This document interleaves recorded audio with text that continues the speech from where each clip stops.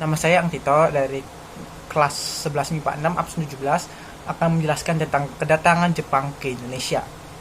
Masa kedudukan Jepang di Indonesia dimulai pada tahun 1942 dan berakhir pada tanggal 17 Agustus 1945 dengan seiringnya proklamasi kemerdekaan oleh Soekarno dan Hatta atas nama bangsa Indonesia.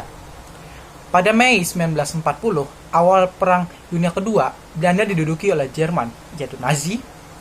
Maka Hindia Belanda mengumumkan keadaan dalam siaga pada bulan Juli dan mengalihkan kegiatan ekspor yang untuk Jepang dialihkan ke Amerika dan Inggris.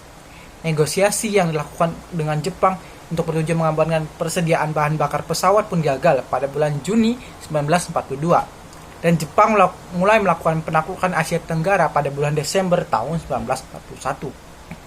Pada bulan yang sama, fraksi dari Sumatera menerima bantuan dari Jepang untuk mengadakan revolusi terhadap pemerintahan Belanda. Pasukan Belanda yang terakhir dikalahkan Jepang berakhir pada tahun Maret 1942.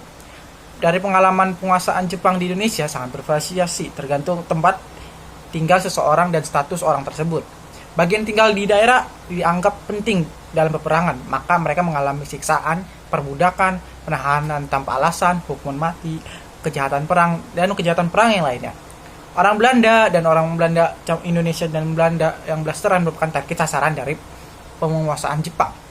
Sama kedudukannya, Jepang membentuk Badan Persiapan Kemerdekaan untuk Indonesia, yaitu Yokoritsu Junbi Chosakai atau BPU PKI, dan juga komisi yang melakukan persiapan kemerdekaan dan membuat dasar-dasar negara, yaitu Dokuritsu Junbi Inkai atau PPKI. Lalu ada beberapa juga cara Jepang agar dapat disambut baik oleh Indonesia, yaitu dengan cara mengaku sebagai saudara tua atau saudara jauh, lalu memperbolehkan rakyat Indonesia untuk menyanyikan lagu kebangsaan Indonesia, mengibarkan bendera Indonesia, dan juga menggunakan bahasa Indonesia dalam kegiatan sehari-hari. Lalu Jepang juga mengubah nama jalan dan juga nama gedung menggunakan bahasa Jepang. Lalu juga Jepang membentuk gerakan 3A, yaitu Nippon Pemimpin Asia, Nippon Pelindung Asia, Nippon Cahaya Asia. Sekian hal yang saya sampaikan atas kedatangan Jepang ke Indonesia. Semoga dengan hal yang saya sampaikan tadi dapat memberi sedikit penjelasan tentang kedatangan Jepang ke Indonesia. Jika ada salah-salah kata dalam hal yang saya ucapkan, mohon dimaafkan dan saya ucapkan terima kasih.